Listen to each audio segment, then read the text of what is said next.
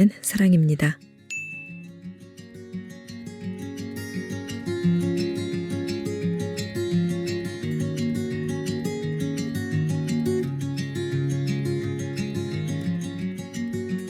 꺾이지 않고 버틸 수 있는 힘. 끈기.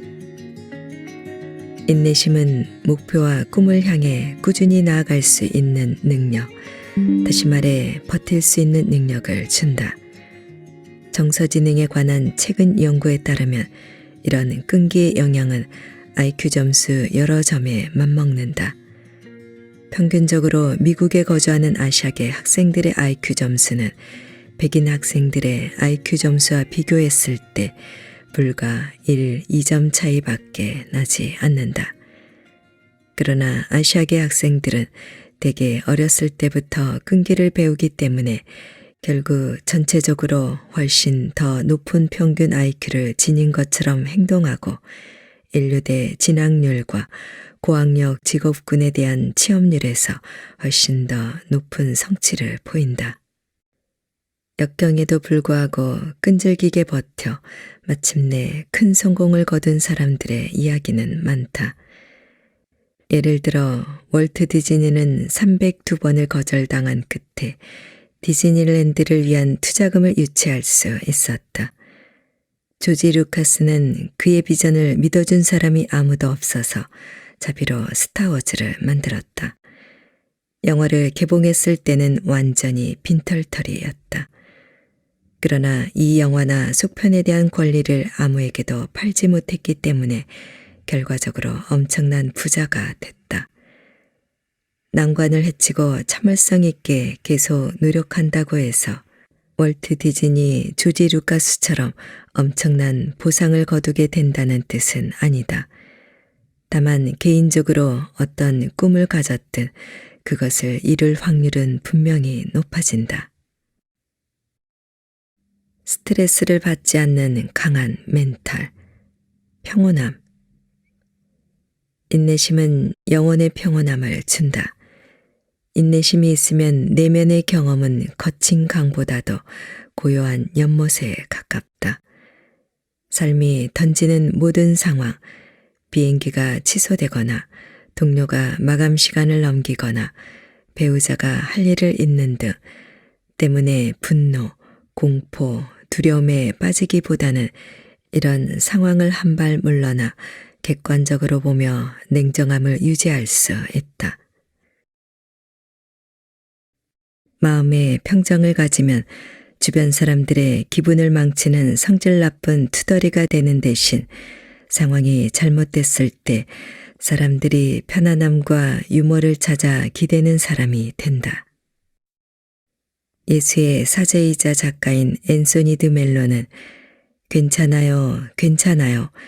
모든 게 엉망이어도 괜찮아요 라고 쓰면서 이런 태도에 대해 이야기했다. 인내심이 있으면 밖에서 무슨 일이 일어나든 내면의 침착함을 더 쉽게 유지할 수 있다. 무슨 일이 일어나도 내게 해결할 능력이 있다고 믿게 된다. 그리고 이런 믿음이 엄청난 마음의 평화를 가져다 준다. 그 한 가지 이유는 인내심의 동의어가 평정심이기 때문이다. 나는 평정심이란 말을 굉장히 좋아하는데 이 말은 인내심을 가졌을 때 나 자신이 스스로의 책임자라는 사실을 떠오르게 하기 때문이다. 우리는 감정에 지배당하지 않고 주어진 사건에 어떻게 반응할지 선택할 수 있다. 이런 식으로 인내심은 배의 중심축과 비슷한 역할을 한다. 우리가 원하는 방향으로 계속 나아가면서 폭풍우가 몰아치는 바다에서 안정을 유지할 수 있게 해준다. 어떤 어려움이라도 받아들이는 능력, 수용. 인내심은 살아가면서 마주하는 장애물들을 우아하게 견딜 수 있는 능력, 인생에 닥친 어려움에 용기, 강인함, 낙천성을 가지고 대응할 수 있는 능력을 준다. 사업에 실패하거나 사랑에 실망하는 것, 심각한 신체적 장애가 있거나 돈 문제가 있는 것 등은 인생에서 직면할 수 있는 시련 중 극히 일부에 지나지 않는다. 이런 상황에서 인내심을 갖는다는 말이 나를 향해 날아오는 커브공을 반겨야 한다는 뜻은 아니다. 다만 산다는 것에는 이러한 문제들이 수반된다는 사실을 인정하고 괴로움이나 복수, 절망 같은 추가적인 고통을 더하지 말아야 한다는 것이다. 징징대고 불평하기보다는 소매를 걷어붙이고 당면한 일에 달려들어야 한다. 괜찮아요라는 수용의 형태로 나타나는 인내심은 인간으로서 우리는 모두 한계가 있다는 사실을 인식함으로써 타인에 대한 공감을 갖게 한다. 인내심은 친절을 베풀고 연민을 느낄 수 있는 정서적 회복력을 제공한다. 내게 고마움을 느끼지 않는 연로한 부모님을 애정을 기울여 보살필 때, 유난스러운 2살 배기에게 가구에 기어오르면 안 되는 이유를 47번째 차분하게 설명할 때, 우리는 탐탁지 않은 상황을 견디며 인내심을 발휘하고 있는 것이다. 그런 상황이 나처럼 단지 행복하기를 바라는 결함 있는 인간에 의해 만들어졌다는 사실을 이해하기 때문이다. 이렇게 타인을 있는 그대로 받아들이고 삶을 현재 모습 그대로 받아들임으로써 우리는 인간으로서 진정한 힘과 아름다움을 증명해낸다. 모든 게 잘 굴러갈 때는 받아들이기가 쉽다. 그러나 일이 원하는 대로 흘러가지 않아 인내심을 발휘할 때 우리는 진정 영웅처럼 빛난다. 인내심을 발휘했을 때를 잠깐 떠올려 봐라. 어떤 상황이었는가? 불안할 수 있는 상황을 진정시켰는가? 발끈 화를 내지 않고 아끼는 사람에게 더 잘 대해줬는가? 어떤 느낌이었는가? 무엇 때문에 인내심을 가지고 행동할 수 있었는가? 그 결과 무슨 일이 일어났는가? 이제 다른 사람이 나에게 인내심을 가졌던 때를 생각해 보자. 그 사람이 나를 어떻게 대했는가? 그때 느낌이 어떠했는가? 그 결과 무엇을 배울 수 있었는가? 인내심이 너무 중요하기 때문에 모든 종교에서는 따라야 할 모델을 제시한다. 불교에서는 부처의 인내를 실천하는 것이 깨달음에 도달하는 방법 가운데 하나라고 가르치며 고란에는 인내가 신의 99가지 신성한 특성 중 하나라고 쓰여 있다. 구약 성서에서 욥은 인내의 완벽한 전형이며 기독교인들은 예수의 삶과 희생에서 영감을 받는다. 인내심의 가치가 워낙 크기 때문에 간혹 인내심을 더 가져야 한다고 말하는 사람들이 있다. 어쩌면 이 말은 우리가 스스로에게 또는 자녀들에게 하는 말이다. 맞다, 내가 이렇게 말한다. 그런데 효과가 있었는가? 아마 아닐 것이다.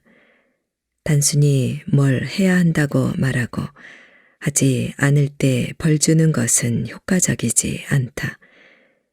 이것은 그저 비난과 수치심을 불러일으킬 뿐이다. 참지 못하는 것은 습관이다. 마찬가지로 참는 것도 습관이다. 습관을 바꾸려면 강력한 동기부여가 필요하고 이것은 새로운 행동으로 어떤 보상이 따라오는지 아는 데서 비롯된다. 인내심을 기르는 것은 정신적인 훈련뿐만 아니라 영혼의 일이며 연습과 시간이 필요하다. 인내심이 있으면 우리는 삶의 주도권을 잡는다. 인내심은 나 자신과 지금의 상황에 만족하며 스스로의 존재에 단단히 뿌리내리게 한다. 인내심은 우리를 더 행복하게 만들고 성공으로 이끌며 매일 더 큰 마음의 평화를 가져다 준다.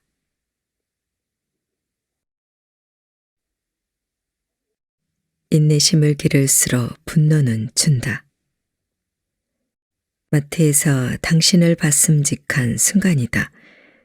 힘든 하루 일을 마치고 녹초가 된 채 저녁거리를 사야 하는 한 엄마가 3살짜리 아이를 끌고 복도를 질주하고 있다. 배고프고 피곤한 아이가 난리를 친다. 아이는 너무 달아서 엄마가 이미 안 된다고 한 어떤 시리얼을 사고 싶다. 나는 단 걸 사고 싶어. 단 걸 사고 싶다고. 아이는 소리를 지르면서 땅바닥에 드러눕는다. 엄마는 재빨리 아이의 팔을 잡아당겨 가게 밖으로 끌고 나간다. 엄마, 아들, 그 모습을 지켜보던 사람들 모두 기분이 나빠졌다. 인내심에 대해 자세히 공부하기 시작했을 때야 비로소 나는 분노와 인내심이 어떤 관계인지 알게 됐다. 사실 분노는 인내심을 잃은 직접적인 결과이다. 정확히는 어떤 것이나 누군가에 대해 관용의 마음을 갖지 못하기 때문에 부하가 치민다. 우리는 참고 싶지 않기 때문에 화가 난다. 이것은 내게 큰 깨달음이었다. 나는 내가 종종 인내심이 부족하고 가끔 화를 낸다는 것을 알고 있었다. 하지만 나는 이 둘이 연관돼 있다는 사실을 전혀 몰랐다. 분노와 인내심은 서로 독립적으로 작용하는 별개의 시스템처럼 보였다. 하지만 사실 인내심 부족은 짜증으로 시작해서 분노로 이어지고 경로로 끝나는 연속체이다. 이것은 그 반대도 역시 사실이라는 뜻이다. 인내심이 많아질수록 짜증과 분노, 경로는 줄어든다. 마트에 있던 그 딱한 엄마가 조금만 더 인내심을 가질 수 있었다면 삼진 아웃을 피할 수 있었을 것이다. 단 것을 달라고 조르는 아들에 대해 웃어주거나 주의를 딴 데로 돌리거나 아들의 짜증이 풀릴 때까지 침착하게 서 있을 수도 있었을 것이다. 이 중 어떤 선택을 했어도 더 나았을 것이다. 아들에게도 그리고 엄마에게도 말이다. 모든 분노가 나쁘다고 말하는 것은 아니다. 착취나 학대는 결코 참아서는 안 되는 일이며 이런 경우 참지 못하는 것은 경계를 침해당했으므로 안전한 피난처를 찾아야 한다는 건강한 경고 신호이다. 여기서 말하는 것은 일상생활에서 느끼는 사람, 장소, 사건에 대한 평범한 짜증과 분노이고 이것은 합리적인 관용이 결여된 데서 비롯된다. 무슨 말인지 알 것이다. 나에게 중요한 것은 전혀 신경 쓰지 않는 부모님을 대할 때 필요한 인내심. 4번이나 안 된다고 말했는데도 아이스크림을 사달라고 조르거나 문신을 하겠다고 우기는 아이들을 대할 때의 차분함. 우리 일을 가치 있게 여기지 않는 상사와 계속 잘해보기 위한 끈기를 말하는 것이다. 인내심이 있으면 정당한 분노로 일어나야 할 때와 웃으며 참아야 할 때를 훨씬 더 잘 판단할 수 있다. 아일랜드 속담에 이런 말이 있다. 화가 나 있는 것은 다른 사람들은 춤추러 나갔는데 나만 무거운 짐을 지고 있는 것과 같다. 인내심을 기를수록 짊어지는 분노는 줄고 더 많이 춤추는 기분을 느끼게 될 것이다. 인내심을 키우는 방법. 나 자신에 대해 판단하지 말고 나의 행동을 자각하는 것이 진정한 변화를 만든다. 자각은 우리를 배움으로 이끈다. 즉, 인내심을 키우는 방법은 스스로를 배우는 사람이라고 생각하고 인내심이 부족한 상황을 성장할 수 있는 기회로 여기는 것이다. 늘 성공하지는 않을 것이다. 우리는 동료에게 화를 내고 자녀에게 딱딱거리고 전화 상대방에게 눈을 치켜뜰 것이다. 불만에 가득 차서 앞차를 향해 경적을 울리고 바닥에 떨어진 양말 한 짝에 소란을 피울 것이다. 문제는 인내심을 잃느냐 아니냐가 아니라 인내심을 잃었을 때 우리가 스스로를 어떻게 대하느냐는 것이다.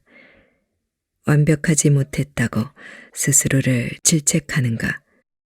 아니면 여전히 배우고 있다는 사실을 기꺼이 인정하고 그 경험에서 무엇을 배울 수 있을지 궁금해 하는가? 인내심은 의지력의 문제가 아니라 어떤 요인이 우리를 왜 폭발시키는지 이해함으로써 고양된다.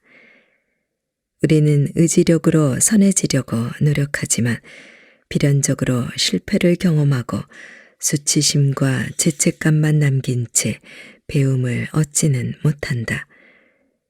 그래서 비슷한 상황이 다시 오면 똑같은 일을 반복한다. 그러나 스스로를 배우는 사람이라고 여기면 인내심이 폭발한 상황 속에 참기 힘든 요소가 있었음을 인정하고 그것이 무엇인지 파악하려고 한다. 나 자신에게 친절하면 다음번에는 문제를 다르게 이해할 가능성이 생긴다. 다음에 어떤 일에 대해 인내심을 잃고 있다면 나는 나쁜 사람이야 라고 생각하지 말고 어떤 점이 참기 힘들었는가 자문해 봐라. 참고로 이런 부분을 살펴보면 된다. 누군가를 참기 힘들다면 그 이유는 그 사람이 내가 하지 못하는 일을 할 수 있기 때문일 수 있다. 내가 아는 한 아버지가 그런 경우였다. 성인이 된 그의 아들은 싫을 때 싫다고 말할 수 있었지만 그는 그럴 수 없었다. 그래서 그는 아들이 자기 주장을 할 때마다 인내심을 잃었다. 그 사람이 내가 외면했던 나의 어떤 모습을 가지고 있을 수도 있다. 심리학에서는 이를 투사라고 부른다. 내가 밀어낸 모습 혹은 내가 간절히 바라는 모습을 가진 사람에게 인내심을 갖지 못하는 것이다. 실패자라고 느끼는 것과 배울 게 있다고 느끼는 것 사이에는 엄청난 차이가 있다. 하나는 고착과 절망으로 이어지고 다른 하나는 가능성과 성장으로 이어진다. 조바심의 버튼이 눌리면 나에 대해 배울 수 있는 기회라고 생각해라. 스스로 왜 참기 어려운가 물어라. 이런 태도가 만들어내는 결과에 깜짝 놀라게 될 것이다. 기다림은 삶의 일부분. 인생의 모든 문제는 답이 있다 해서 웨인 다이어 박사는 마라톤 시합에 나가기 위해 그리스로 비행기를 타고 갔던 일을 소개한다. 비행기가 뉴욕에서 8시간 동안 출발이 지연됐을 때 대부분의 여행객들은 불평불만을 쏟아놓으며 돌아다녔다. 그런데 단 한 사람, 80살이 넘은 자그마한 체구의 그리스인 노부인은 아주 평화롭게 아무런 당황의 기색도 보이지 않고 내내 한자리에 앉아 있었다. 비행기에 탑승하고 보니 노부인의 자리는 다이어 박사의 건너편이었다. 노부인은 나를 보더니 미소 지었다. 그리고 믿기지 못하겠지만 이후 13시간 동안 한 번도 움직이지 않았다. 먹지도 마시지도 일어나지도 영화를 보지도 불평을 하지도 않고 미동조차 하지 않았다. 탑승구역에 있을 때와 똑같은 자세로 똑같이 만족한 표정을 지으며 앉아 있을 뿐이었다. 출발한 지 22시간 만에 그리스에 도착했을 때 노부인은 자신을 기다리고 있던 사람들과 인사를 나누면서 활기차고 즐거워 보였으며 에너지가 넘쳤다. 그는 22년이 지난 후 이렇게 썼다. 지금까지도 나는 그때와 비슷한 상황에 처하면 검은 옷을 입은 그 자그마한 그리스 노부인을 떠올리고는 어떻게 하면 마음의 평화를 얻고 그것을 유지할 수 있을까 생각한다. 검은 옷을 입은 부인은 많은 사람들이 잊고 지내는 진리를 알고 있었다. 기다림은 삶의 여러 부분에서 필요하며 우리는 그것을 행복하게 할지 불행하게 할지 선택할 수 있다는 것이다. 나는 이 가르침을 어렵게 배웠다. 기다림은 인간 삶의 핵심이자 중심이 아니라 어찌 보면 돌발적인 사건이다. 우리는 기다릴 필요가 없어야 한다고 생각한다. 인류의 진보는 기다려야 할 필요로부터의 해방을 의미해야 한다. 과학과 기술이 자연환경에 대한 여러 형태의 의존으로부터 우리를 자유롭게 했기 때문이다. 이 말이 맞는 것 같았다. 사회는 언제 어디서나 기다리지 않을 수 있게 모든 문제를 해결했어야 했다. 하네드는 이런 생각을 하는 사람이 비단 나 한 명만 있는 것은 아니라고 말한다. 현대를 사는 대부분 사람들은 기다림을 삶의 자연스러운 조건이 아니라 어떤 시스템의 결함이라고 생각한다. 그러나 인간은 작물을 심을 수 있는 좋은 날씨, 전염병이 끝날 때 살았는지 죽었는지도 모른 채 사랑하는 사람이 여러 해 전에 떠난 바닷가에서 돌아오기를 늘 기다려야 했다. 그때와 지금의 유일한 차이점은 기다려야 한다는 사실 자체에 있는 것이 아니라 기다림의 대상이 무엇이냐 하는 것뿐이다. 사실 종교학 교수인 하네드는 기술과 복잡성이 증가함에 따라 우리가 통제할 수 있는 영역과 요소에 대한 기다림도 증가할 것이라고 경고한다. 여러 연구에 따르면 우리는 평균적으로 1년에 11일을 줄을 서서 보낸다. 여기에는 자동차와 비행기 안에서 보내는 시간이나 진짜 사람과 대화하기 위해 자동 응답 시스템을 거치는 시간은 포함되지 않았다. 기술은 기다리는 시간을 줄이는 것이 아니라 기다림의 대상을 바꿀 뿐이다.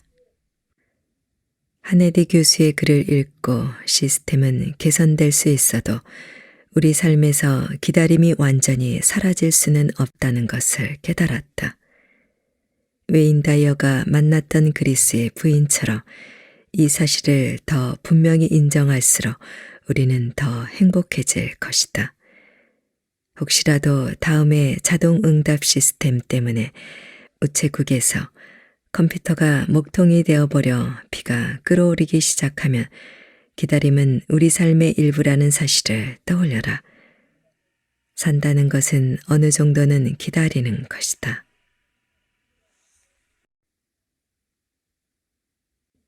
인내심을 기르는 멘탈 연습. 아침 10분 나에게 집중하기. 친구 중에 유치원 교사가 있다. 하루는 이 친구가 자신의 엄청난 육아 비법을 전수해줬다. 아침에 일어나면 제일 먼저 다른 것은 아무것도 신경 쓰지 않고 아이와 20분을 함께 보내는 거야. 그러면 나머지 하루가 훨씬 순조롭게 풀리지. 학교 갈 준비를 할 때도 힘이 덜 들 거고 아이를 학교에 내려줄 때도 덜 매달릴 거야. 그리고 하루가 끝날 때까지 충돌 상황이 줄어들지. 나는 친구의 조언을 받아들였고 그 효과는 놀라웠다.